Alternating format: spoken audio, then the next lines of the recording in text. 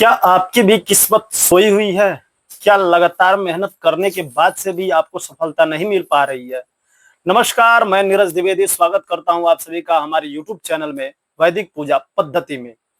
आज हम बात करेंगे कुछ 3 गुप्त दान की, जिसको करने से आपकी सोई हुई किस्मत या फिर आपके लगातार मेहनत करने के बाद भी अगर सफलता नहीं मिल रहा है तो सफलता मिलना प्रारंभ हो जाएगा और इसमें कहीं कोई संदेह नहीं है। तो चलिए वीडियो को शुरू करते हैं। वीडियो शुरू करने से पहले करूंगा आप लोगों से एक छोटा सा रिक्वेस्ट कि अगर जो आप लोग हमारे चैनल में नए हैं तो कृपया चैनल को सब्सक्राइब कर ले और बगल में लगे बेल आइकन को भी दबा ले, ताकि आने वाले सारे वीडियो विषय की जानकारी आपको सबसे पहले मिलती रहे।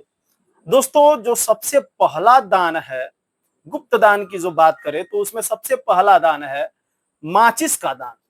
माचिस का संबंध हमारे यहाँ ज्योतिष शास्त्र में मंगल ग्रह से बताया गया है और मंगल ग्रह अगर जो आपके कुंडली में कमजोर है, यानी कहीं से अंश से या डिग्री से या फिर कहीं नीच स्थान पे बैठ गया है, तो उसके लिए आपको मैं बता दूं, मंगल ग्रह के लिए माचिस का दान सबसे उत्तम दान है।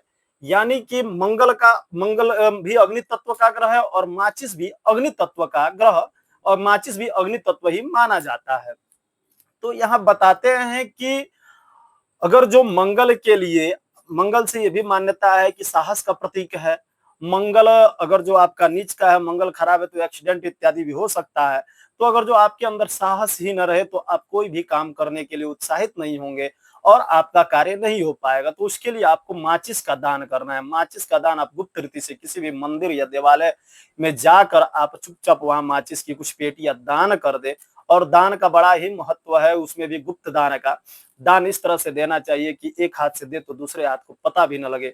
तो आप इसके लिए मंगल ग्रह के लिए आप माचिस का दान कीजिए। वही दूसरी जो विधि आती है, दूसरा जो दान है जिसको गुप्त रूप से करना है, वो है आपका नमक।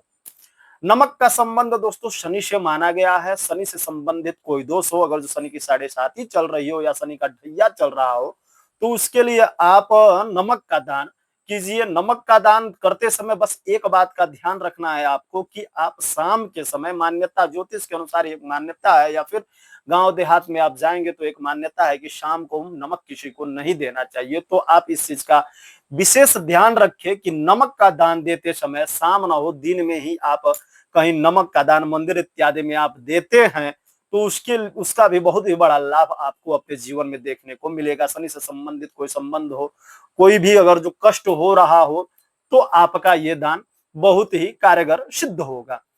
वही अगर जो तीसरे दान की बात किया जाए तो तीसरा दान है आसन या फिर चटाई। दोस्तों, आसन या चटाई का जो संबंध है ज्योतिष शास्त्र के अनुसार, उसका संबंध गुरु ग्रह से है।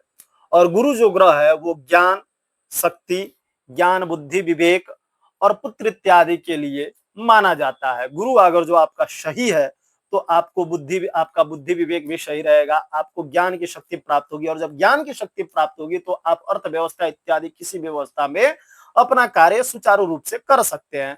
तो अगर जो आप किसी मंदिर में या किसी को भी अगर जो आसन का दान देते हैं तो उससे तात्पर्य यह है कि आसन पे बैठ के आदमी साधना, जप तप इत्यादि करता है और उसके बाद से उसका परिणाम आपको प्राप्त होगा।